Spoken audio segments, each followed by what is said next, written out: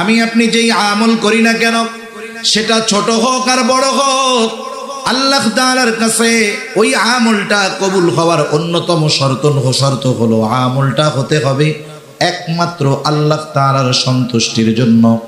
দুনিয়াতে কোনো মানুষ যদি কোনো আমল মানুষকে দেখানোর জন্য করে, ওই আমল কবুল তো হবেই না, বরং ওই আমল আখিরাতে তার জাহান্নামে যাওয়ার কারণ হয়ে যাবে। ভালো কাজ আল্লাহকে দেখাইলে লাভ, ভালো কাজ মানুষকে দেখাইলে ওই ভালো কাজের দামও নাই, আর ওই ভালো কাজ তার জাহান্নামে যাওয়ার কারণ হবে। রাসূল আকরাম সাল্লাল্লাহু আলাইহি ওয়াসাল্লাম আবু হুরায়রা রাদিয়াল্লাহু তাআলা আনহু হতে প্রসিদ্ধ একটা হাদিস, রাসূল আকরাম সাল্লাল্লাহু আলাইহি ওয়াসাল্লাম বলেন, যেই হাদিসটা বর্ণনা করার পূর্বে আবু হুরায়রা রাদিয়াল্লাহু তাআলা আনহু পরপর 3 বার অজ্ঞান হয়ে গেছেন। চতুর্থবার তিনি হাদিসটা বর্ণনা করতেছেন। তিনি বলেন, রাসূল আকরাম সাল্লাল্লাহু আলাইহি ওয়াসাল্লাম বলেন, কিয়ামতের দিন আল্লাহ তাআলা সর্বপ্রথম 3 শ্রেণীর মানুষকে হিসাবের জন্য ডাকবে। 1 নাম্বার, আল্লাহ তাআলা একজন শহীদকে ডাকবে। শহীদ রক্তাক্ত অবস্থায় সে আল্লাহর সামনে উপস্থিত হয়ে যাবে। আল্লাহ তাআলা তাকে জিজ্ঞাসা করবে, তোমার এই অবস্থা কেন? লোকটা বলবে, আল্লাহ, আপনার দিন আপনার জমিনে প্রতিষ্ঠা করার জন্য কাফেরদের বিরুদ্ধে জিহাদ করতে করতে আমি আমার জীবনটা দিয়ে দিয়েছি। আল্লাহ তাআলা বলবেন, জীবন দিয়েছো, যুদ্ধ করেছো বুঝলাম, কিন্তু তোমার এই যুদ্ধের মূল উদ্দেশ্য কি ছিল? লোকটা তখন বলবে, আল্লাহ, আমি যুদ্ধ করেছি আপনার সন্তুষ্টির জন্য। বলেন তো, আল্লাহ তাআলা আমার আপনার অন্তরের খবর জানে কি জানে না? আল্লাহ তাআলা আমার আপনার খবর কতটা জানে? কোরআনুল কারীমের মধ্যে আল্লাহ তাআলা বলেন, ওয়ালাকাদ খালাকনাল ইনসানা ওয়া না'লামু মা তুওয়াসওয়িসু বিহি নাফসুহু ওয়া নাহনু আকরাবু ইলাইহি মিন হাবলিল ওয়ারিদ। আল্লাহ তাআলা বলেন, আমি মানুষ সৃষ্টি করেছি, শুধু তাই না, ওয়া না'লামু মা তুওয়াসওয়িসু বিহি নাফসুহু, আমি জানি কোন জিনিস তার অন্তরের মধ্যে ওয়াসওয়াসা দেয়। দুনিয়ায় অনেক প্রযুক্তি এখন আধুনিক। একটা মানুষ যদি অসুস্থ হওয়ার আগে সে যদি নিজের দেহকে চেক করায়, এমআরআই করায়, সিটি স্ক্যান করায়, তাকে যখন মেশিনের মধ্যে ভরে দেওয়া হবে, লেজার দিয়ে তাকে যখন পর্যবেক্ষণ করা হবে, একটা মানুষ এখনো অসুস্থ হয় নাই, কিন্তু এই টেস্ট করানোর পরে রিপোর্ট বের হয়ে যাবে তার শরীরের এই অর্গানগুলো দুর্বল আছে, অসুস্থ হতে পারে। তার মানে একটা মানুষ অসুস্থ হওয়ার আগে মোটামুটি তার অবস্থা, দেহের অবস্থা সে মেশিনের মাধ্যমে জানতে পারে। কিন্তু বলেন তো, দুনিয়ায় এমন কোনো মেশিন বের হয়েছে নাকি যেই মেশিনের মধ্যে ঢুকায়া দিলে অন্তরের মধ্যে কি আছে সেই খবরটা জানা যাবে? আছে?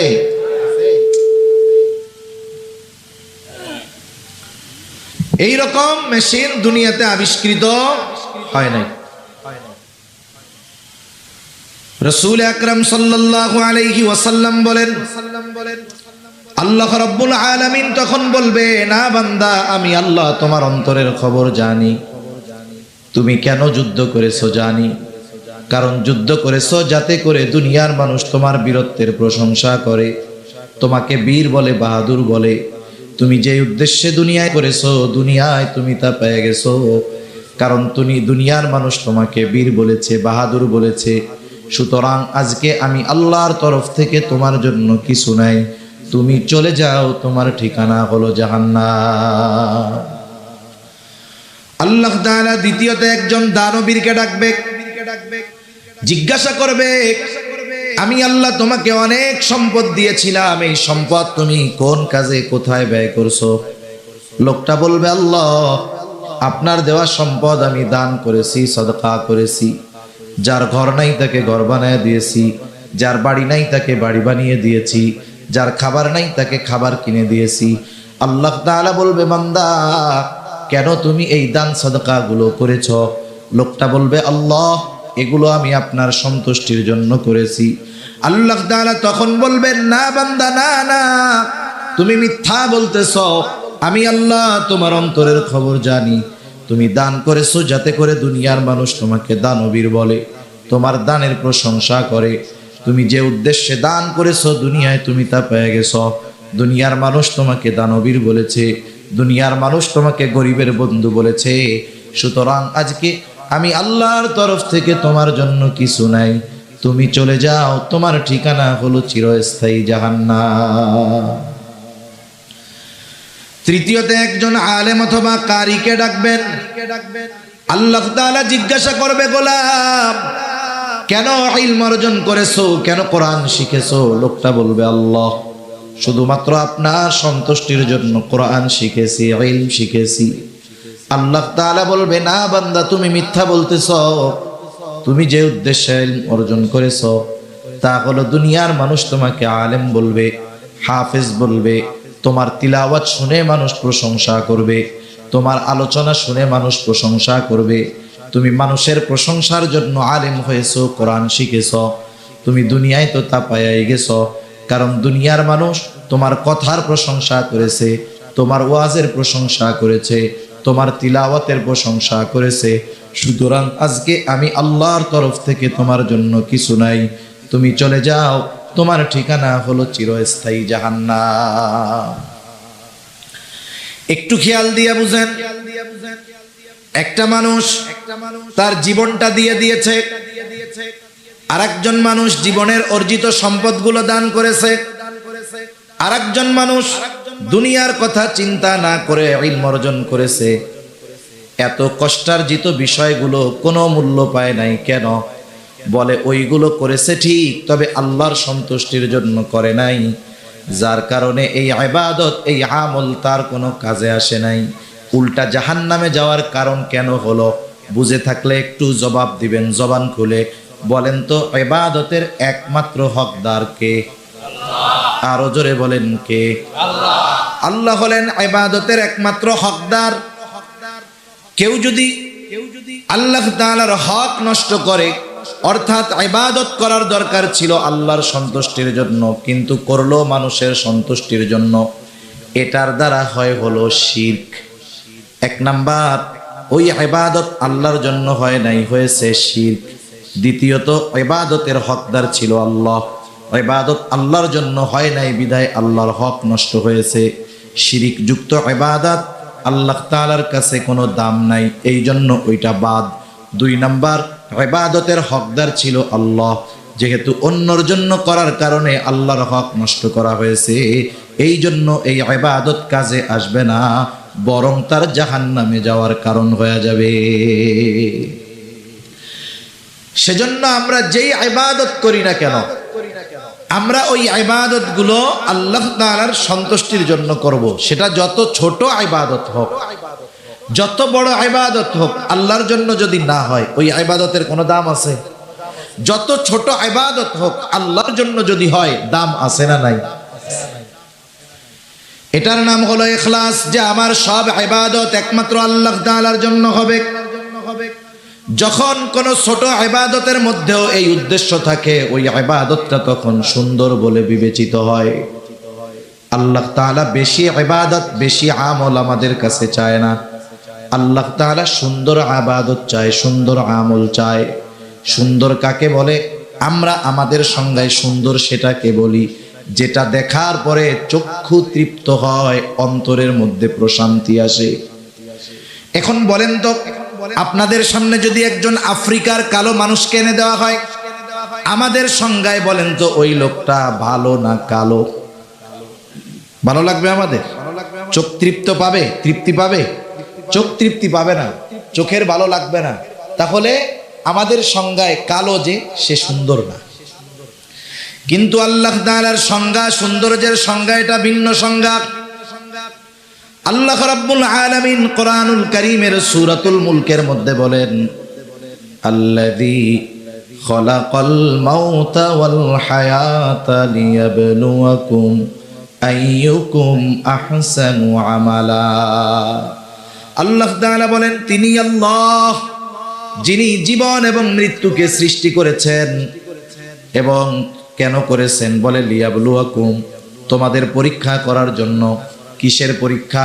আল্লাহ তাআলা বলেন আইয়ুকুম আহসানু আমালা, পরীক্ষা হলো তোমাদের মধ্যে কার আমল কত সুন্দর।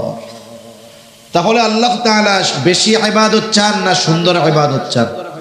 জোরে বলেন, কি ইবাদত? সুন্দর ইবাদত আল্লাহ তাআলা চায়। এখন আল্লাহ তাআলার কাছে সুন্দর কোনটা? বলে যার নিয়ত সুন্দর, যার ইখলাস ঠিক আছে, ওই ইবাদত আল্লাহর কাছে সুন্দর। সুবহানাল্লাহ বলেন। যদি আমাদের সংজ্ঞায় সৌন্দর্যের সংজ্ঞা যেটা, এটা যদি আল্লাহর কাছে হইতো, তাইলে আফ্রিকার কালো মানুষগুলোর আর কোনো দাম থাকতো না, আফ্রিকার কালো মানুষের কোনো মূল্যায়ন থাকতো না। এজন্য আমরা আমাদের ইবাদতগুলোকে আল্লাহর কাছে সুন্দর করে তোলার জন্য যেই ইবাদতটাই করি একমাত্র কার জন্য করব? আল্লাহর জন্য। জান্নাতে যাইতে হলে বেশি ইবাদত লাগে না, তবে সুন্দর ইবাদত লাগে। এক সাহাবীর ঘটনা শুনে। রাসূল আকরাম সাল্লাল্লাহু আলাইহি ওয়াসাল্লাম একদিন মসজিদে নববীর মধ্যে আছেন, ফজরের নামাজের পূর্ব মুহূর্তে সাহাবায়ে কেরাম অপেক্ষা করতেছে নামাজের। হঠাৎ করে নবীজি বলতেছেন, এখন যেই ব্যক্তি দরজা দিয়ে ঢুকবে সে জান্নাতি। এই ঘোষণা যখন নবীজি দিয়েছেন, ঘোষণা দেওয়ার সাথে সাথে সবার নজর চলে গেছে দরজার দিকে। কে সেই সৌভাগ্যবান ব্যক্তি যার ব্যাপারে নবীজি এমন ঘোষণা দিলেন? সবাই দরজার দিকে তাকায় আছে। দেখা গেল একজন মানুষ, সে মসজিদের মধ্যে ঢুকতেছে, তার ওযুর পানি এখনো দাড়ি দিয়া পড়ে। প্রথম দিন চলে গেল, আবার পরদিন নবী ফজরের নামাজের পূর্ব মুহূর্তে আবার বলতেছে, এখন যেই ব্যক্তি দরজা দিয়ে ঢুকবে সে জান্নাতি। আগের দিনের মতো সবার নজর দরজার দিকে। দেখা গেল গতদিন যেই ব্যক্তি ঢুকেছিল, যেই অবস্থায় ঢুকেছিল, আজকেও হুবহু সেই অবস্থায় সে মসজিদের মধ্যে প্রবেশ করলো। দ্বিতীয় দিন চলে গেল, এইবার তৃতীয় দিন আবার নবীজি ফজরের নামাজের পূর্ব মুহূর্তে বলতেছে, এখন যেই ব্যক্তি দরজা দিয়ে ঢুকবে সে জান্নাতি। সবার নজর আবার দরজার দিকে। কে সেই সৌভাগ্যবান ব্যক্তি যার ব্যাপারে নবীজি আজকে এই ঘোষণা দিলেন? তারা তাকায় দেখে, গত 2 দিন যেই ব্যক্তি দরজা দিয়ে ঢুকছে, ঢোকার সময় যেই অবস্থা ছিল আজকেও সেই অবস্থা। তার মানে নবীজির এই ঘোষণার পর 3 দিন পর পর এক ব্যক্তি প্রবেশ করেছে, যার ব্যাপারে নবীজি পরপর 3 দিন এই ঘোষণা দিলেন। ওই লোকটা যে জান্নাতি, কোনো সন্দেহ আছে নাকি? কোনো সন্দেহ নাই। রাসূল আকরাম সাল্লাল্লাহু আলাইহি ওয়াসাল্লামের এমন ঘোষণার পরে আব্দুল্লাহ ইবনে আমর ইবনুল আস রাদিয়াল্লাহু তাআলা আন ওই লোকটাকে গিয়ে জিজ্ঞাসা করতেছে, ভাই আমি তোমার বাড়িতে 3টা রাত থাকতে চাই, 3টা রাত যাপন করতে চাই।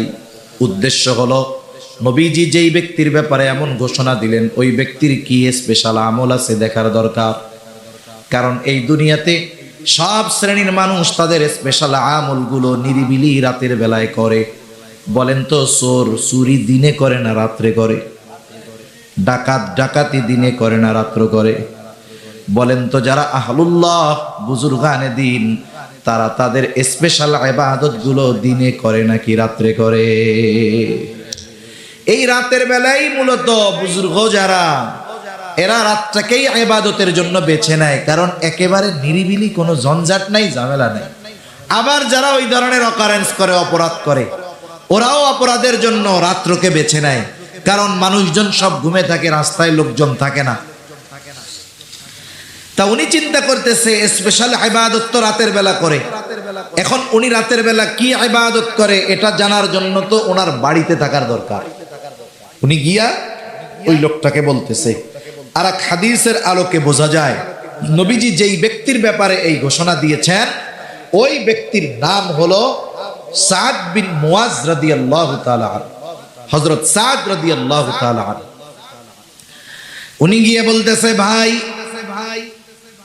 আমি তোমার বাড়িতে একটু রাত্র যাপন করতে চাই। বলে কোনো অসুবিধা নাই, চলেন। এশার নামাজ পড়ে ওই লোকটার সাথে আব্দুল্লাহ ইবনে আমর ইবনুল আস চলে গেলেন তার বাড়িতে। আগের আমলে আমাদের গ্রাম অঞ্চলে ছিল, বাহিরের কোনো মেহমান যদি আসতো বাড়ির ভিতরে নেওয়া লাগতো না। আমাদের এলাকায় বলে কাছারি ঘর, আপনাদের কি বলে? কাছারি বলে না? আগে কাছারি ছিল। কাছারি এমন ভাবে থাকতো, ঘরের মানুষের মহিলাদের পর্দা এমনি হয়ে যাইত।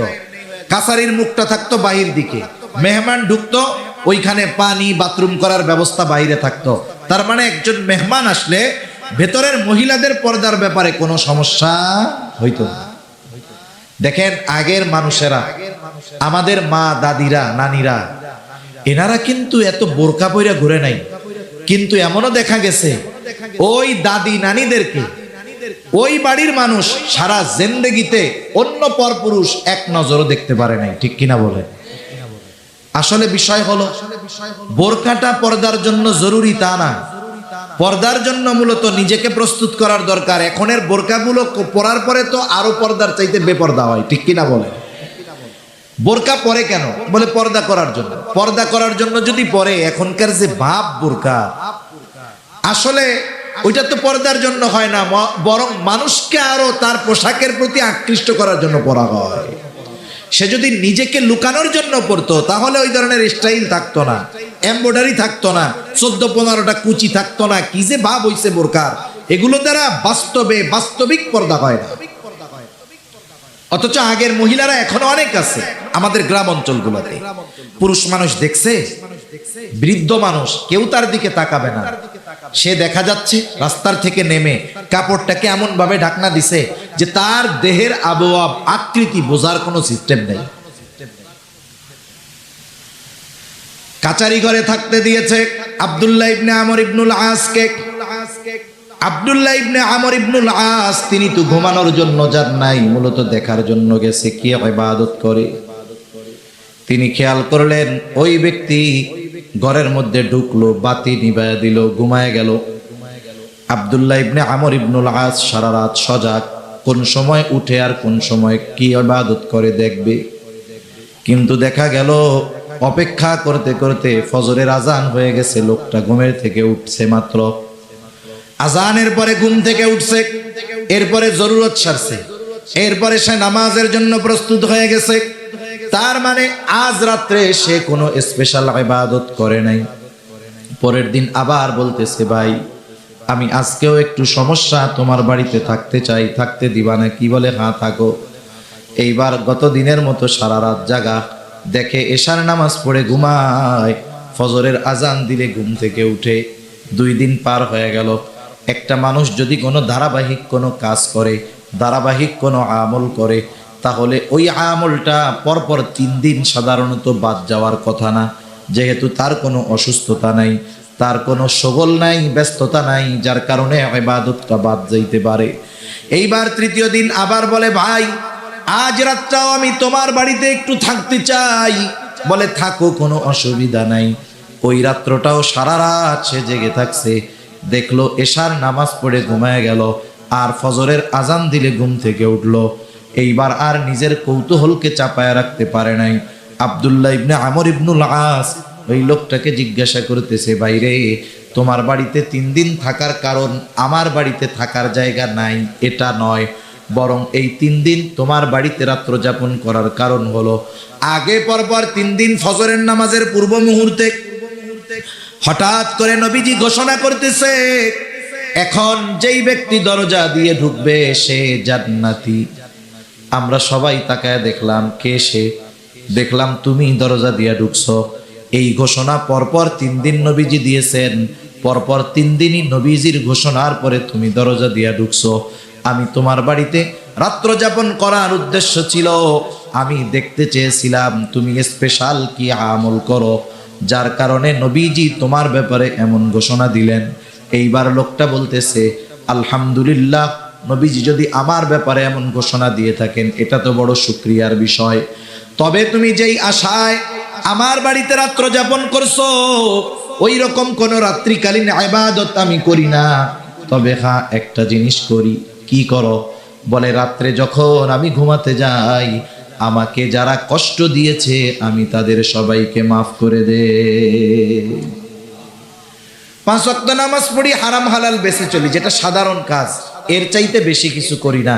এখন আব্দুল্লাহ ইবনে আমর ইবনুল আস বলতেছে, তুমি যে রাতের বেলায় শোয়ার সময় সকলকে মাফ কইরা দাও, অন্যান্যগুলো তো আমরা সব সময় করি, কিন্তু তুমি যে এই কাজটা প্রতিদিন করো, এই কারণেই আল্লাহ তাআলা তোমার ব্যাপারে জান্নাতের খোঁজখবরই নবীজির মাধ্যমে জানায়া দিয়েছেন। সুবহানাল্লাহ।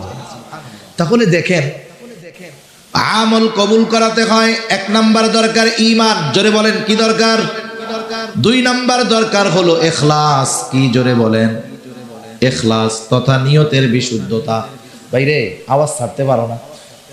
তুমি কি বুঝতেছো কথা? আওয়াজ ছাড়ো, মুখ মিশায় কতক্ষণ বলা যায়? আমি কি বলতে চাইছি তুমি বুঝতে পারছো? তুমি বুঝছো? এটা রিভার্ব দিয়ে আওয়াজটা সুন্দরভাবে ছাড়বা। আওয়াজটা জেনে আমার দূরের থেকে সুন্দর মতো টানে। তোমার তো এইটার কোনো আওয়াজ হয় না, তুমি খালি ওই বাইরের ওইটা বাড়াও আর কোনো। নাকি পারো না? না পারলে বলবা যে পারি না, তাহলে আর দরকার নেই, যা আছে তাই থাক। তাহলে 1 নাম্বার দরকার হলো ঈমান, 2 নাম্বার দরকার হলো ইখলাস তথা নিয়তের বিশুদ্ধতা, 3 নাম্বার দরকার হলো সুন্নাত। সুন্নাত, কারণ দুনিয়ায় কোনো ইবাদত নাই যেই ইবাদতের সুন্নাত পদ্ধতি নাই। ইবাদত নিজস্ব মন গড়া পদ্ধতিতে করলে হয় না, ইবাদত করতে হয় মুহাম্মাদুর রাসূলুল্লাহ সাল্লাল্লাহু আলাইহি ওয়াসাল্লামের পদ্ধতিতে।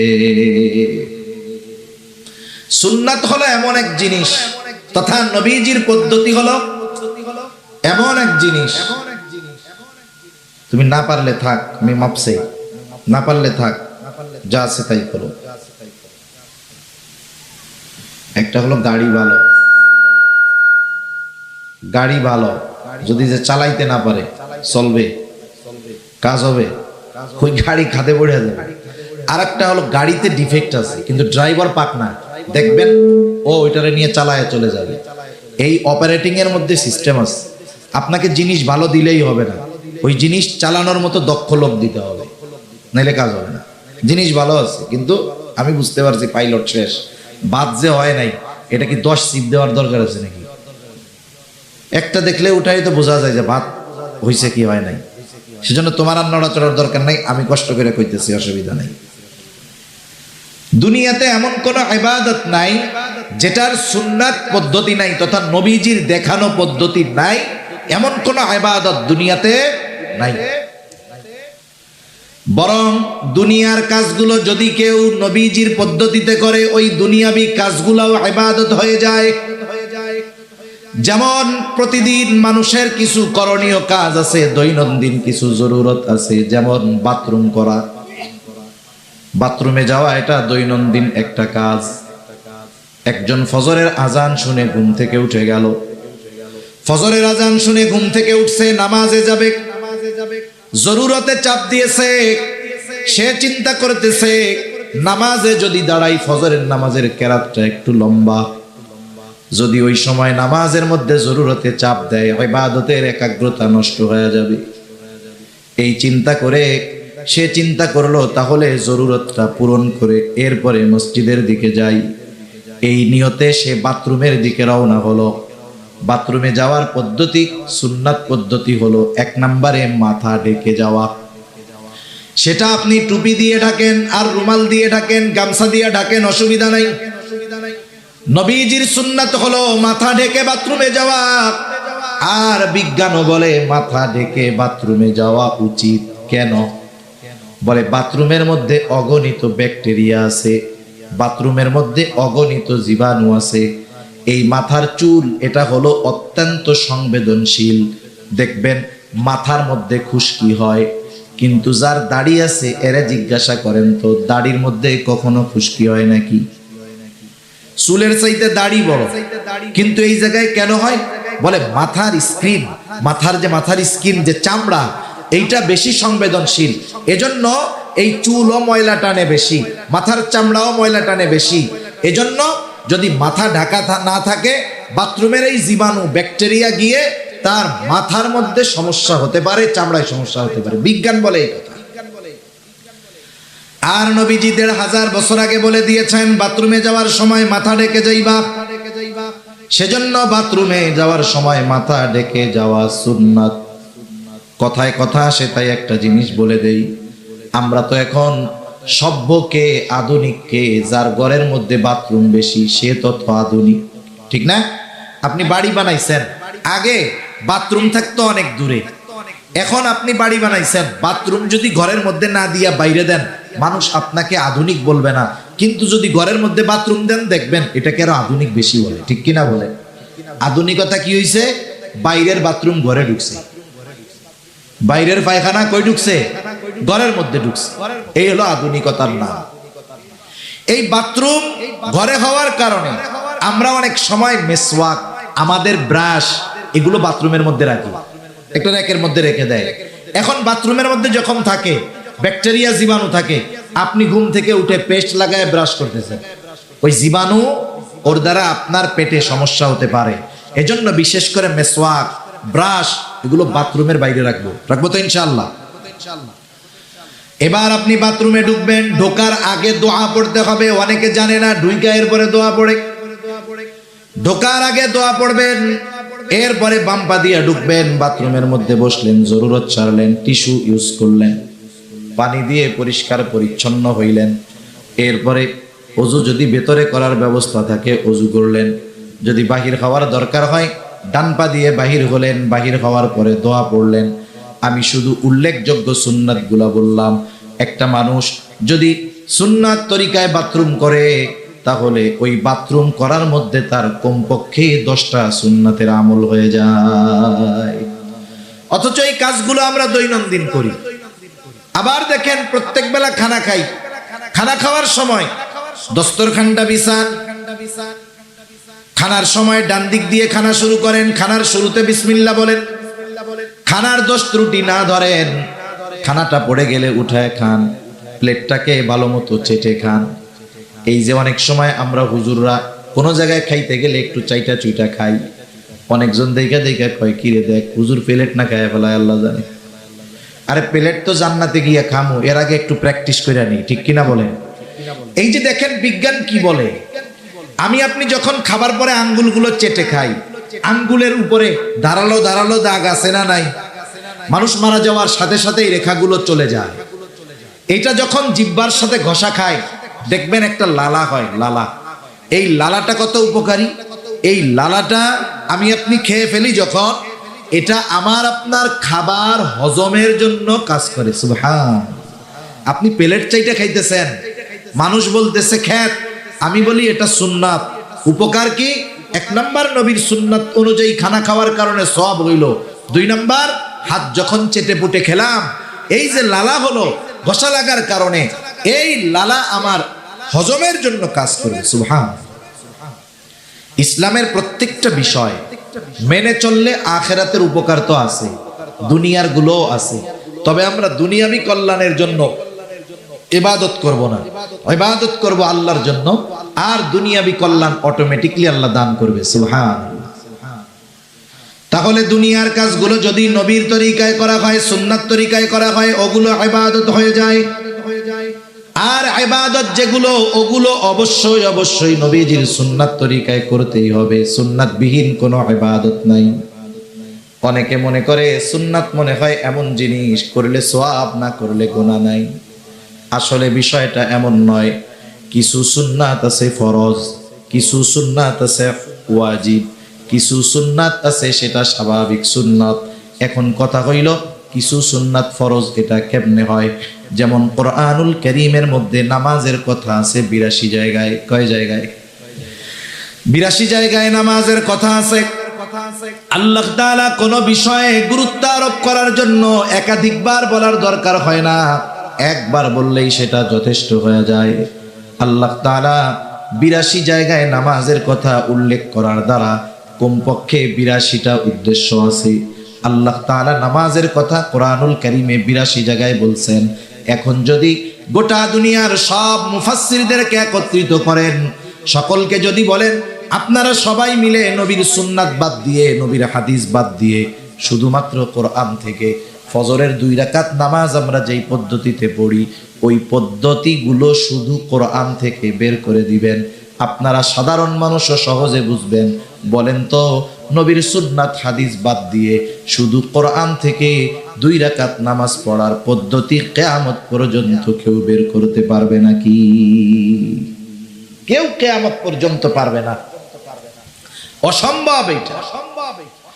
তাহলে নামাজের আদেশ করেছেন আল্লাহ, আর নামাজ কিভাবে পড়তে হবে শিখিয়ে দিয়েছেন মুহাম্মাদুর রাসূলুল্লাহ সাল্লাল্লাহু আলাইহি ওয়াসাল্লাম। নবীজি বলেন, সল্লু কামা রাআইতুমুনি উসাল্লি। নামাজ কিভাবে পড়তে হবে আমাকে দেখে দেখে তোমরা শিখো, আমাকে দেখে দেখে নামাজ পড়া শিখো। কিভাবে নামাজ পড়তে হবে, তার মানে নামাজের আদেশ করেছেন আল্লাহ, আর নামাজের পদ্ধতি শিখিয়ে দিয়েছেন মুহাম্মাদুর রাসূলুল্লাহ। অনেক উদাহরণ না, একটা দুইটা উদাহরণ দেই। আজকে আমি আমার জীবনে কক্সবাজার সবচাইতে ফালতু মাইক পাইলাম। এনারে যেমনে বলতেছি পারতেছে না। আমার আগে ভাই কথা বলছে কেমনে, আমি স্টার্ট করার পরে সাউন্ডটা নষ্ট হয়ে গেল। আমারই বদনসিব মনে হয়। নামাজের যেই ফরজগুলা আছে, নামাজের ফরজগুলার মধ্যে একটা ফরজ হলো রুকু করা। কি করা? আমার দিকে তাকান, একটু কষ্ট করে তাকান, আমি বেশি সময়ের কথা বলবো না। কি করা বলেন না, জোরে বলেন। রুকু করা কি ফরজ? রুকু করা কি ফরজ? রুকুর আদেশ আল্লাহ তাআলা করেছেন। আল্লাহ তাআলা বলেন, ওয়ারকাউ মা'আর রাকিঈন, রুকুকারীদের সাথে রুকু করো। এখন রুকু শব্দের অর্থ হলো ঝুঁকা, ঝুঁকা। এখন ঝুঁকবেন কতটুকু? একজন দাঁড়ানো, সে যদি মাথা ঝুঁকায় এটাও ঝুঁকানো, যদি একেবারে নিচু হয়ে যায় সেটাও ঝুঁকানো। এখন আপনি যদি শুধু কোরআন থেকে রুকুর পদ্ধতিটা নিজে আবিষ্কার করতে চান, তাহলে কতটুকু ঝুঁকতে হবে বের করতে পারবেন না। তাহলে এই ফরজ, রুকু করা ফরজ, কতটুকু ঝুঁকতে হবে, কিভাবে পিঠ থাকবে, নজরটা কোথায় থাকবে, এটা কিন্তু আল্লাহ বলে দেন নাই, এটা আমাদের শিখিয়ে দিয়েছেন মুহাম্মাদুর রাসূলুল্লাহ। তাহলে এই রুকুর পদ্ধতিটাও একটা সুন্নাত পদ্ধতি। এই জন্য নবীজির কিছু সুন্নাত আছে যেগুলো ফরজের সাথে সম্পৃক্ত, আবার কিছু সুন্নাত আছে যেটা ওয়াজিব। সারা দুনিয়ার মুহাক্কিক উলামায়ে কেরাম একমত, কেউ কষ্ট নেবেন না। এই যে আমাদের দাড়ি হয়, এই দাড়ি হলো মুসলমানদের একটা শিআর, একটা নিদর্শন। উচিত কি? নবীজি বলেন দাড়ি লম্বা করো, মোছকে খাটো করো। নবীজি বলছেন মোছ খাটো করো, দাড়ি লম্বা করো। কতটুক করতে হবে? মুহাক্কিক উলামায়ে কেরাম গবেষণার মাধ্যমে বলেন, সাহাবায়ে কেরামের আমলকে দেখে বলেন, তাবেঈন, তাবেঈনের আমলের আলোকে বলেন, কমপক্ষে একটা মুমিনের দাড়ি 1 মুষ্টি পরিমাণ রাখতে হবে। যদি সে না রাখে, যদি সে খাটো রাখে, সেটে রাখে, তাহলে অবশ্যই অবশ্যই তাকে গুনাহগার হতে হবে। এটা নবীর সুন্নাত। এই সুন্নাতটা কিন্তু ওই সুন্নাত নয় যে রাখলে সওয়াব, না রাখলে গুনাহ নাই। এই সুন্নাতটা হলো দায়েমি সুন্নাত, এজন্য এটা হলো ওয়াজিব। এই সুন্নাতটা কি বলেন? এই নবীর এই দাড়ি রাখার পদ্ধতিটা কি হবে? ওয়াজিব। না রাখলে গুনাহ হবে। আমরা দোয়া করি যারা রাখতে পারে নাই আল্লাহ তাদের রাখার তৌফিক দান করুক। সকলে বলি আমিন। আবার কিছু সুন্নাত, সাধারণ সুন্নাত, আমি যে কথা বোঝানোর জন্য বলতেছিলাম, দুনিয়ার যে কোনো ইবাদত রাসূল আকরাম সাল্লাল্লাহু আলাইহি ওয়াসাল্লামের দেখানো পদ্ধতিতে করতে হবে, নাইলে ওই ইবাদত আল্লাহ তাআলার কাছে কবুল হবে না। তাহলে পেছন থেকে আবার একটু রিভিশন দেই। ইবাদত কবুল হওয়ার জন্য 1 নাম্বার দরকার হলো ঈমান, 2 নাম্বার দরকার হলো ইখলাস তথা নিয়তের বিশুদ্ধতা, যে আমি এই ইবাদত কাকে খুশি করার জন্য, কাকে দেখানোর জন্য করতেছি। 3 নাম্বার, ওই ইবাদতটা হতে হবে নিজের পদ্ধতিতে নয়, নবীজির পদ্ধতিতে। 4 নাম্বার, সে যেই ইবাদত করবে সেই ইবাদতের ব্যাপারে তার জ্ঞান থাকতে হবে, ইলম অর্জন করতে হবে। এই জন্যই নবীজি সাল্লাল্লাহু আলাইহি ওয়াসাল্লাম বলেন, তলাবুল ইলমি ফারিদাতুন আলা কুল্লি মুসলিম, দ্বীনি ইলম শিক্ষা করা প্রত্যেক মুসলমান নরনারীর উপরে ফরজ। কতটুক ফরজ? কেউ কেউ বলেন যতটুকু দ্বারা সে নিজে দ্বীনের উপরে চলতে পারে এতটুকু শিক্ষা করা ফরজ। আবার কেউ কেউ বলেন না না, বরং এর চাইতে আর একটু বেশি শিখতে হবে। কেন? বলে আল্লাহ তাআলা কোরআনুল কারীমের সূরাতুত তাহরিম 28 নম্বর পারা আল্লাহ তাআলা বলেন, ইয়া আইয়ুহাল্লাযীনা আমানু কু আনফুসাকুম ওয়া আহলিকুম নারা। আল্লাহ তাআলা বলেন, হে ঈমানদারেরা, তুমি নিজে জাহান্নামের আগুন থেকে বাঁচাও, অধীনস্থদেরকে জাহান্নামের আগুন থেকে বাঁচাও। তার মানে নিজেও বাঁচতে হবে, নিজের পরিবার পরিজনকেও বাঁচাতে হবে। কেমনে বাঁচবা? বলে নিজে আল্লাহ তাআলার আদেশ নিষেধ মান্য করার মাধ্যমে নিজে বাঁচো, আর অধীনস্থদেরকে মান্য করানোর মাধ্যমে বাঁচাও। নিজে আমল কইরা বাঁচো, অধীনস্থদেরকে আমল করে বাঁচাও। নিজে আল্লাহর হুকুম আহকাম মেনে চলার মাধ্যমে বাঁচো, অধীনস্থদেরকে হুকুম আহকাম মেনে চালানোর মাধ্যমে বাঁচাও। এজন্য আল্লাহ তাআলা কোরআনুল কারীমের মধ্যে একা আমাকে আপনাকে নামাজি হওয়ার আদেশ করেছেন তা নয়। আল্লাহ তাআলা নামাজের ব্যাপারে যেমন বলেন, ওয়ামুর আহলাকা বিসসালাতি ওয়াসতাবির আলাইহা, আরে তুমি তোমার অধীনস্থদেরকে নামাজের আদেশ করো, তুমিও তার উপরে অটল থাকো। কিছু কিছু জায়গায় আল্লাহ তাআলা নিজের আমলের আগে অধীনস্থদেরকে করানোর আদেশ দিয়েছেন। তার মানে আমাদের সমাজে অনেক মানুষ আছে নিজে নামাজ পড়ে, সন্তানরা নামাজ পড়ে না, নিজে নামাজ পড়ে, নিজে ঠিকমতো দিনের উপরে চলে, নিজের ঘরের মানুষ চলে না। আছে না নাই? মনে রাখবেন, ধরা পড়ে যেতে হবে কিয়ামতের দিন। আমি আমল করলাম, অধীনস্থদেরকে দিয়ে আমল করাইলাম না, আদেশ করলাম না। আরে যাদের জন্য রক্ত আপনি পানি বানাইলেন, যাদের জন্য সম্পদ উপার্জন করলেন, আপনার উপার্জিত সম্পদ যারা ভোগ করলো, আল্লাহ না করুক এই সন্তানগুলো, আপনার অধীনস্থ মানুষগুলো যদি কিয়ামতে জাহান্নামী হয়, আপনি যদি ইবাদতের পাহাড় নিয়ে ওঠেন, কিয়ামতের দিন ওই আপন মানুষগুলো আপনার আমার জান্নাতে যাওয়ার সবচাইতে বড় বাধা হয়ে দাঁড়ায় যাবে। ঠিক কি না বলেন? এজন্য ফিকির শুধু একা না, অধীনস্থদেরকে নিয়ে করতে হবে। যেহেতু আল্লাহ তাআলা বলেছেন নিজে জাহান্নামের আগুন থেকে বাঁচো, অধীনস্থদেরকেও বাঁচাও। কেমনে বাঁচবা, কেমনে বাঁচাইবা? বলে আল্লাহ তাআলার আদেশ নিষেধ মান্য করার মাধ্যমে নিজে বাঁচো, অধীনস্থদেরকে মান্য করানোর মাধ্যমে বাঁচাও। বুঝে থাকলে খেয়াল দিয়ে একটু জবাব দিবেন। বলেন তো, আল্লাহ তাআলার আদেশ নিষেধ মেনে চলতে হলে ইলমে দ্বীন দরকার আছে না নাই? আবার যদি আপনি আপনার পরিবার পরিজনকে দ্বীনের উপরে চালাতে চান, ইলমে দ্বীন জানার দরকার আছে না নাই? এই জন্য তারা বলতেছে একটা মানুষের ওই পরিমাণ দ্বীনি ইলম অর্জন করা ফরজ যতটুকুর দ্বারা সে নিজে এবং অধীনস্থদেরকে জাহান্নামের আগুন থেকে বাঁচাতে পারে। এইটুকু পরিমাণ কমপক্ষে সকল মুসলমানের জন্য শেখা ফরজ।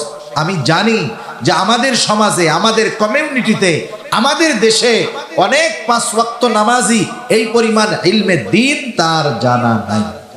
আছে না নাই? এখন কি করবেন? আপনি যদি আপনার মসজিদের ইমাম সাহেবকে গিয়ে বলেন, হুজুর, রাসূল আকরাম সাল্লাল্লাহু আলাইহি ওয়াসাল্লাম তো বলছে দ্বীনি ইলম শিক্ষা করা প্রত্যেক মুসলমান নরনারীর উপরে ফরজ, কমপক্ষে ওইটুকু শিখতে হবে যার দ্বারা নিজে দ্বীনের উপরে চলা যায়, অধীনস্থদেরকে চালানো যায়। আমরা তো এই পরিমাণ মনে হয় জানি না। এটাকে বলা হয় জরুরতে দ্বীন। হুজুর, আমাদেরকে একটু জরুরতে দ্বীন একটু শিক্ষা দেন, যেটুকু শিক্ষা করা ফরজ। আপনার মসজিদের ইমাম সাহেব কি বলবে যে না এটা আমি পারবো না? বলবে? জোরে বলেন না, বলবে? বলবে না। সে চেষ্টা করবে শিখায় দেওয়ার। আপনি যদি কোনো মাদ্রাসার শিক্ষকের কাছে গিয়ে, মাদ্রাসায় গিয়ে মাদ্রাসার প্রিন্সিপাল মোহতামিম সাহেবকে বলেন যে আমাদের এই জরুরতে দ্বীন শেখার একটা ব্যবস্থা করে দেন, বলেন তো তারা কি বলবে? আমরা পারবো না। তার মানে আপনার আমার শেখার ব্যবস্থা আছে, আমরা আমাদের গাফলতির কারণে শিখি না। এই না শেখাটা কি হচ্ছে? এক তো গুনাহগার হচ্ছি, দ্বিতীয়ত দেখা যাবে যে ইবাদত গুলো করতেছি ওই ইবাদত গুলোর মাসলা মাসাইল না জানা থাকার কারণে কোন সময় ইবাদত নষ্ট হচ্ছে নিজেও টের পাই না। যেমন ইমানের পরে সবচেয়ে বড় আমল হলো নামাজ।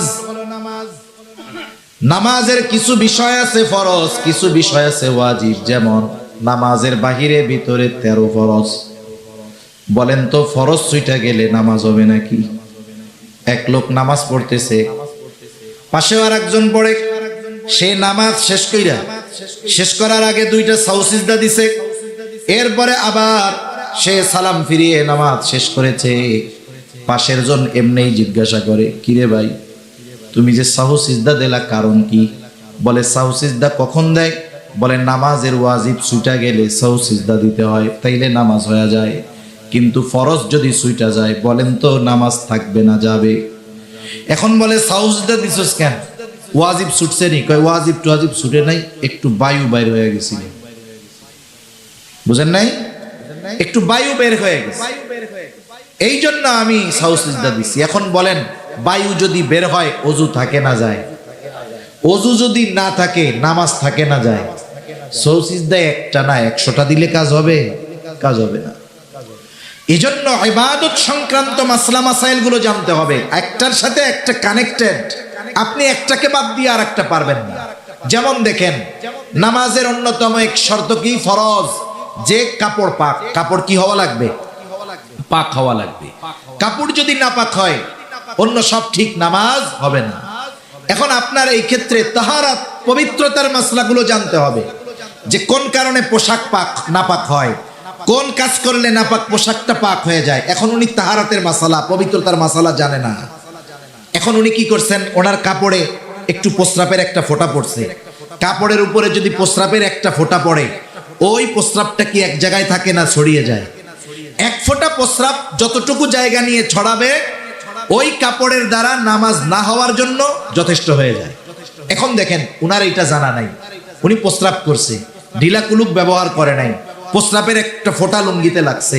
এখন ওই ফোঁটার পানি প্রস্রাব ছড়ায় গেছে। এখন উনি সুন্দর মতো ওযু করে নামাজ পড়েছে, বলেন তো নামাজ কি হবে? একটার সাথে একটা কানেক্টেড। এটা প্রত্যেকটা মুসলমানের জানা দরকার ছিল। ওযুর ফরজ, গোসলের ফরজ, এগুলো জানার দরকার। নামাজের বাহিরে ভিতরে 13 ফরজ জানার দরকার। যদি সে না জানে কি ক্ষতি? বলে ফরজ ছুটে গেলে সে তো জানবেই না ফরজ ছুটে গেছে। দেখা যাবে জীবনে অনেক নামাজ পড়েছে, ফরজ ছুটে গেছে, এই কারণে তার এক ওয়াক্ত নামাজও আল্লাহর কাছে কবুল হয় নাই। আবার নামাজের ওয়াজিব 14টা। ওয়াজিব ছুটে গেলে সাহু সিজদা দিতে হয়। দেখা গেল তার ওয়াজিব গুলো জানা নাই, জানা থাকলেই না ছুটলে সাহু সিজদা দিবে। হ্যাঁ, ওয়াজিব ছুটে গেছে, টেরও পায় নাই, সাহু সিজদা তো দেয়ই নাই, তাহলে কি হলো? বলে তার নামাজ হয় নাই। এইবার নামাজ ভঙ্গের কারণ আছে 19টা। এগুলো নামাজিকে নামাজের আগে জানতে হবে। দেখা গেল এর থেকে যদি একটা কারণ পাওয়া যায় নামাজ নষ্ট হয়ে যায়, নামাজ ভেঙে যায়। আবার অজু ভঙ্গের কারণ আছে 7টা। অজু যদি ভেঙে যায় নামাজও ভেঙে যায়। চিন্তা কইরা দেখেন এক নামাজ এর সাথে কত মাসালা রিলেটেড আছে। এই জন্য নবীজিও জানায় দিয়েছেন দ্বীনি ইলম শিক্ষা করা ফরজ। আর আমরা যেই ইবাদত করব সেই ইবাদতের পরিপূর্ণ মাসলা যদি না থাকে দেখা যাবে নিজের অজান্তে ইবাদতের মধ্যে ভুল হয়ে গেছে। সেজন্য 4 নাম্বার যেই জিনিসটা দরকার, যেই ইবাদত করবে সেই ইবাদতের মাসলা মাসাইল গুলো জানবে। 5 নাম্বার, তার খাবারটাকে হালাল করতে হবে। খাবারটা হালাল। অনেক মানুষ আছে খাবার হালালের ব্যাপারে বড় পেরেশান। বিষয়টা কিন্তু এমন না, খাবার শুধু হালাল হলেই হবে না, উপার্জনটা হালাল দরকার আছে না নাই? উপার্জনও হালাল হতে হবে, খাবারটাও হালাল হতে হবে। এখনকার জামানায় মানুষ তো হারাম উপার্জন করে লজ্জিত হয় না, বরং গর্বিত হয়। সমাজের মধ্যে আরো মাথা উঁচু করে থাকে হারামখোরের দল, আছে না নাই বলেন? পরিস্থিতি কোথায়? অথচ আল্লাহর রাসূল সাল্লাল্লাহু আলাইহি ওয়াসাল্লাম হালাল উপার্জন করাকে ইবাদত বলে অভিহিত করেছে। রাসূলুল্লাহ সাল্লাল্লাহু আলাইহি ওয়াসাল্লাম বলেন, কাসবুল হালালি ফরিদাতুম বাদাল ফরিদা। ফরজ ইবাদতের পরে অন্যতম ফরজ ইবাদত হলো হালাল উপার্জন করা। একটা মানুষ যখন ফজরের নামাজ আদায় করবার পর হালাল উপার্জনের নিয়তে হালাল কর্ম করে, মনে রাখবেন একটা মানুষের কর্ম যত ছোট হোক, ওই কর্মটা যদি হালাল কর্ম হয় ওই ব্যক্তিকে কর্মের কারণে কখনো তিরস্কার করা যাবে না। কর্ম যদি হালাল হয় এই হালাল কর্মের কারণে তাকে তিরস্কৃত করা যাবে না। আমাদের সমাজে আমাদের অঞ্চলে যেগুলো হয় বলি, মনে করেন কেউ থাকলে মনে কর কিছু করবেন না, আমি বোঝানোর জন্য বলি। একজন লোক রিক্সা চালায়, আমাদের সমাজে একজন মানুষ রিক্সা চালালে তাকে একেবারে নিম্ন শ্রেণীর মানুষ বলে মনে করা হয়। এলাকার একটা সমাধানের জন্য 10 জন মানুষ বসেছে, 20 জন মানুষ বসেছে, ওই এক এলাকার মানুষ, এর মধ্যে উচ্চ শিক্ষিত মানুষ আছে, ডাক্তার আছে, ইঞ্জিনিয়ার আছে, প্রফেসর আছে, শিক্ষিত মানুষ আছে, সাথে সাথে এলাকার মানুষ হিসেবে রিক্সাওয়ালাও আছে।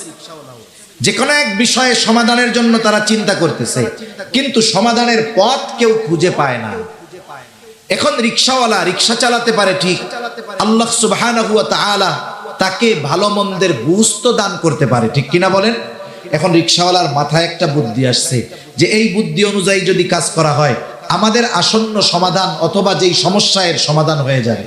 ও এখন বলতে চায় যে আমি একটা কথা বলি, যখন ডাক্তার, ইঞ্জিনিয়ার, প্রফেসর, উকিল, ব্যারিস্টার, ম্যাজিস্ট্রেট ওনারা সমাধান পায় না, মাথা গরম, এই টাইমে যদি রিক্সাওয়ালা বলে আমি একটা কথা বলি, তখন কি হবে? ওনাদের মেজাজ গরম, বেটা রিক্সাওয়ালা বয়।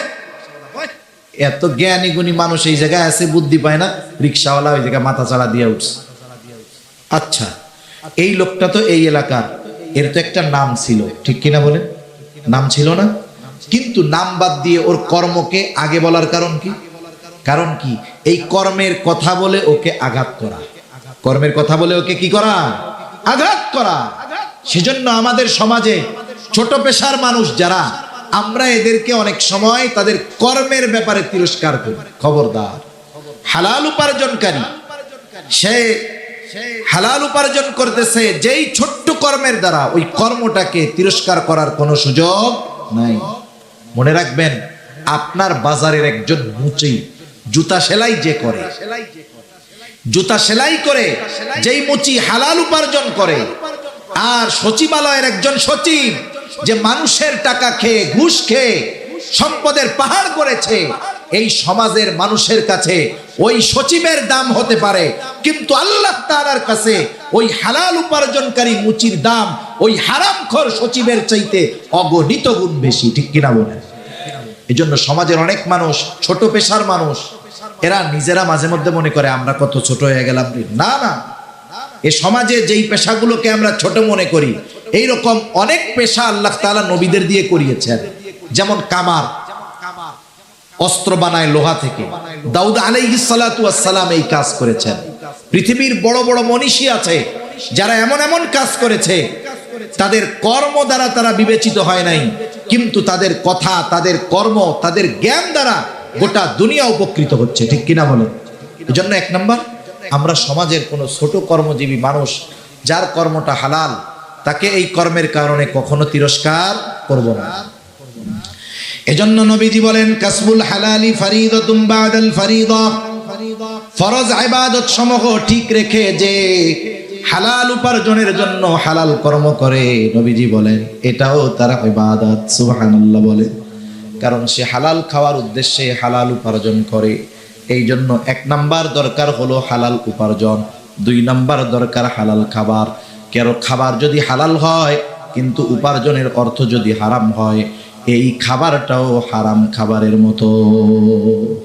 মনে করেন একজন সরকারি চাকরিজীবী, সরকারি চাকরি যত ছোট হোক ওই জায়গার ইনকাম বেশি, বুঝেন নাই? সরকারি চাকরি যত ছোট হোক ইনকাম বেশি। আমার এরকম জানাশোনা কয়েকজন লোক আছে, সচিবালয় আছে, উপসচিব পর্যায়ের আছে, আর একজন সচিব হয়ে যাবে আশা করা যায়। এই আল্লাহর বান্দা, সরকারের পক্ষ থেকে ওনাকে গাড়ি দেওয়া হয়েছে, উনি ওই গাড়ি ফিরাইয়া দিচ্ছে যে আমি এই গাড়িটা ব্যবহার করব না। কেন? উনি যখন ওই সরকারি গাড়ি ব্যবহার করবে, ওনার কাছ থেকে, ওনার স্যালারি থেকে কিছু স্যালারি বেতন কাটা হবে এই ফ্যাসিলিটির জন্য। উনি বলতেছে আমি আমার বাসায় পায়ে হেঁটে যাতায়াত করতে পারবো, প্রয়োজনে লোকাল বাসে যাইতে পারবো, সমস্যা নাই, আমি এই গাড়ি ব্যবহার করব না। কেন? বলে যেই টাকাটা আমার বাঁচবে, কাটা হতো, ওটা তো আর কাটবে না, কারণ আমি সুযোগ নেই নাই, আমার টাকাও কাটবে না। কি হবে তাইলে? বলে ওই টাকাটা হলে আমার বাচ্চা কাচ্চার লেখাপড়ার খরচ চালাইতে আমার একটু সহজ হবে। এটা বলতেছে কে?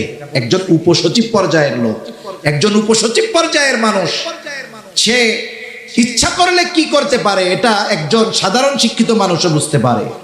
কিন্তু দেখা যাবে কি, ওই উপসচিবের গেটের বাইরে যেই পিয়ন আছে ও দেখা যাবে, আর এরা চা মগে কাপে খায় নাকি গাজি ট্যাঙ্ক 1000 লিটারের ট্যাঙ্কিতে চা খায় আল্লাহ জানে।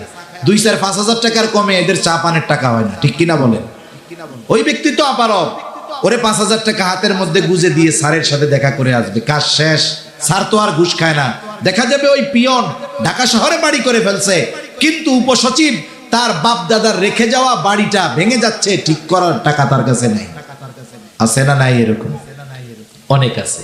আবার ওই যে বললাম পিয়ন, লক্ষ লক্ষ টাকার মালিক, কোটি কোটি টাকার মালিক, মনে করেন ওই রকম একজন লোক আজকে ভালো ইনকাম হয়েছে, 20,000 পকেটের মধ্যে ঢুকছে, এই যে ঘুষের টাকাটা নিল, বলেন তো এটা হালাল না হারাম? কত জঘন্য এক হারাম। মানুষের উপার্জনের অনেক পদ্ধতির মধ্যে হারাম পদ্ধতির মধ্যে একটা হলো এই ঘুষ। এখন সেই হারাম টাকা নিয়ে বাজারে গেছে, বাজারে যাওয়ার সময় দেখে বিশাল বড় এক গরু জবাই হয়েছে। গরু যত বড়, এর গোস্তের স্বাদ তত বেশি না কম? এটা দেখার পরে তার গোস্ত কেনার জন্য খুব ইচ্ছা হয়েছে। এখনো কসাইরে জিজ্ঞাসা করতেছে, এই এত বড় গরু জবাই দিলা কেমনে? কারণ প্রাণী যদি হালাল হয়, জবাই যদি আল্লাহর নাম বাদ দিয়ে দেওয়া হয়, ওই হালাল প্রাণীর গোস্ত আর হালাল থাকে না। জিজ্ঞাসা করতেছে, জবাই দেওয়ার সময় কি আল্লাহর নাম বলছিলা? কসাইও চালাক কম না। কসাই বলে যে, শোনেন, আমি নিজে নামাজ কালাম পড়ি না, তাতে কি হয়েছে? আমি এ মাসালা খুব ভালো মতো জানি। ইচ্ছা কইরা যদি আল্লাহর নাম বাদ দিয়ে জবাই করি, তাইলে এই গরুর গোস্তের আর হালাল থাকবে না, হারাম হয়ে যাবে। সকলকে যদি খাওয়াই আমার গুনাহ হবে। নিজে নামাজ পড়ি নাই, আল্লাহ চাইলে মাফ করে দিব। মানুষের যদি হারাম খাওয়াই, হক নষ্ট করা হবে, আল্লাহ মাফ করারও সুযোগ নেই। আমি বিসমিল্লাহ কইয়াই জবাই দিছি। লোক নিশ্চিত হলো যে গরুর গোস্ত কি আছে? হালাল আছে। এইবার কি করতেছে? পকেট থেকে টাকা বের করে দিয়ে বলতেছে, আমারে 10 কেজি গরুর গোস্ত দাও। আমার একটু বলেন, এই যে খাবারটা হালালের ব্যাপারে কত সচেষ্ট সতর্ক হলো, কিন্তু পকেট থেকে যেই টাকা দিল সেটা হালাল না হারাম? এজন্য এই বিষয়টা খেয়াল রাখার দরকার। সে যদি চুরি কইরা ওই গরুর 10 কেজি গোস্ত নিত, তার যেমন অবস্থা হতো, হালাল হতো না। ওই ঘুষের টাকা, সুদের টাকা দিয়ে যখন কিনছে, ওটাও হালাল হবে না। জুয়া খেলার টাকা দিয়েও যদি কিনে, হালাল হবে না। জুয়া তাস খেলা আসেনি আপনাকে ওইদিকে? হায় হায়, সমাজ ধ্বংস করে দেওয়ার এক পাপ এই জুয়া খেলা।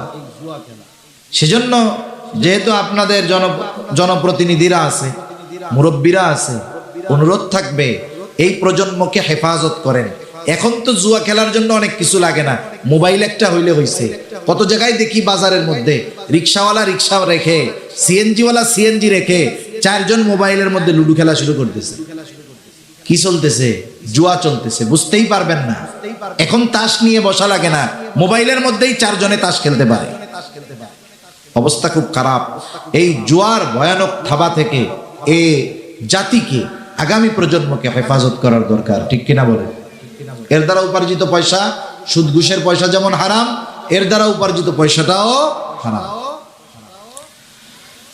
তাহলে খাবারের ব্যাপারেও সতর্ক থাকতে হবে। খাবারটাও হালাল, উপার্জনটাও হালাল হতে হবে।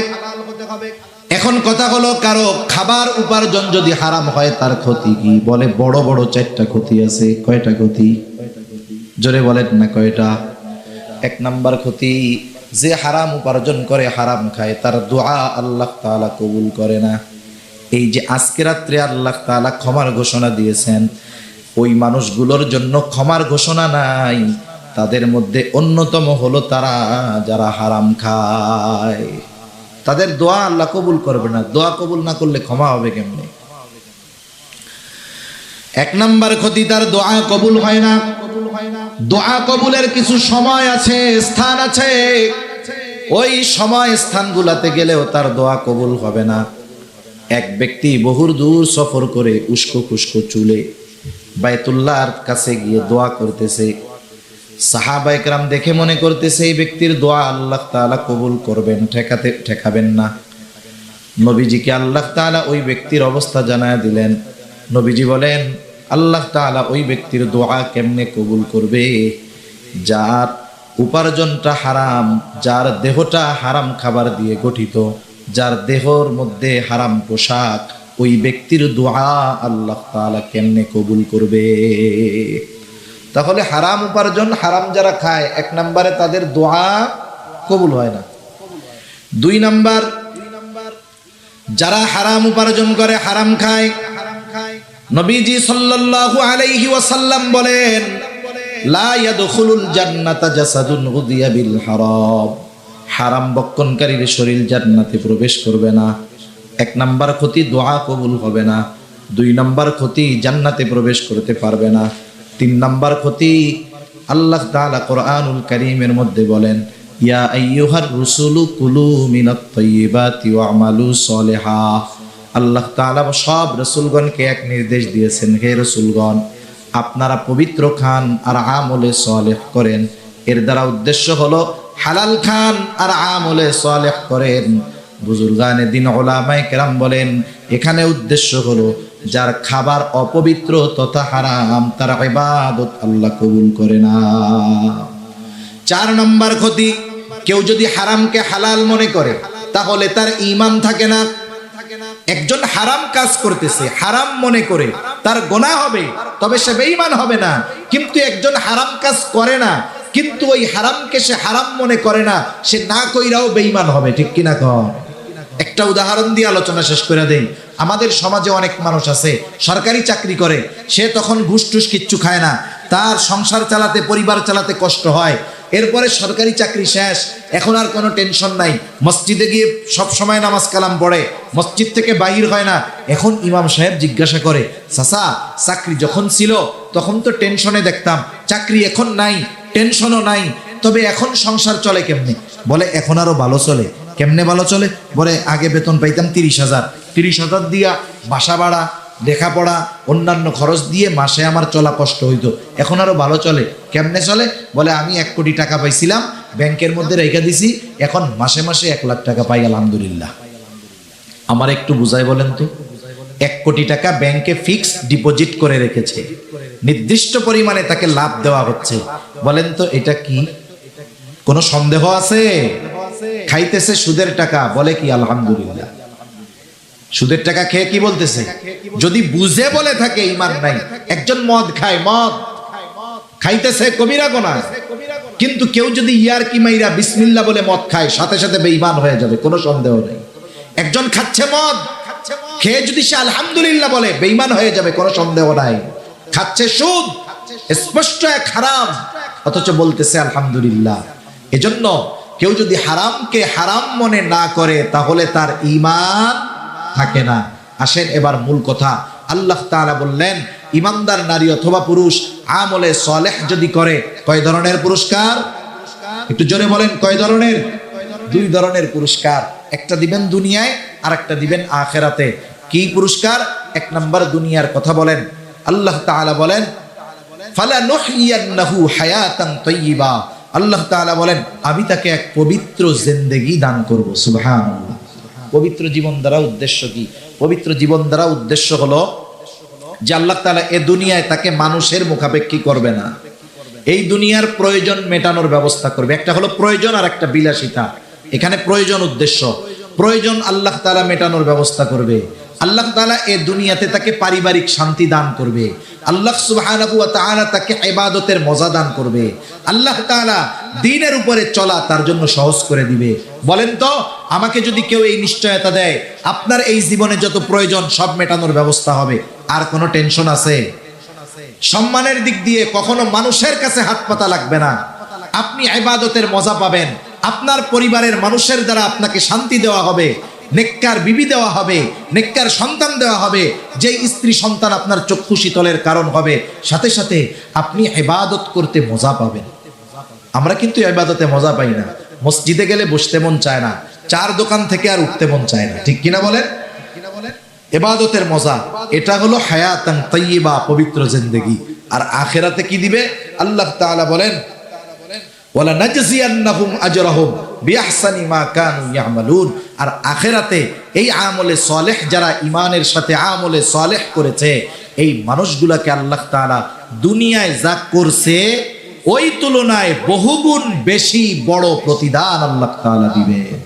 সেজন্য সম্মানিত সুধী, পুরুষ হোক আর নারী হোক, আল্লাহ তাআলা ইবাদতের ক্ষেত্রে কাউকে কম বেশি করেন নাই। এমনটা করেন নাই পুরুষ রোজা রাখলে সওয়াব বেশি, নারী রোজা রাখলে সওয়াব একটু কম হবে, এমনটা আল্লাহ করেন নাই। ইবাদতের ক্ষেত্রে, প্রতিদানের ক্ষেত্রে আল্লাহ তাআলা নারী পুরুষকে সমানভাবেই দিবেন। শর্ত কি? বলে ঈমানের সাথে আমলে সলেহ করতে হবে। এখন আমলে সলেহ কেমনে হবে? ঈমান তো কম্পালসারি, এটা লাগবেই। সাথে সাথে ওই আমলটা ইখলাসের সাথে করতে হবে, ওই আমলটা সুন্নাত পদ্ধতিতে করতে হবে। যেই আমল করবে ওই আমলের মাসলা মাসাইলগুলো জানতে হবে। সাথে সাথে উপার্জনটা আর খাবারটা তার হালাল হবে। এইভাবে যদি দুনিয়ার জিন্দেগি অতিবাহিত করতে পারে, দুনিয়াতেও আল্লাহ তাআলা তাকে বরকত রহমত দিয়ে ভরপুর করে দিবে, আর আখিরাতেও আল্লাহ সুবহানাহু ওয়া তাআলা তার আমলের তুলনায় বহুগুণ বড় বেশি প্রতিদান আল্লাহ তাআলা তাকে দিবে।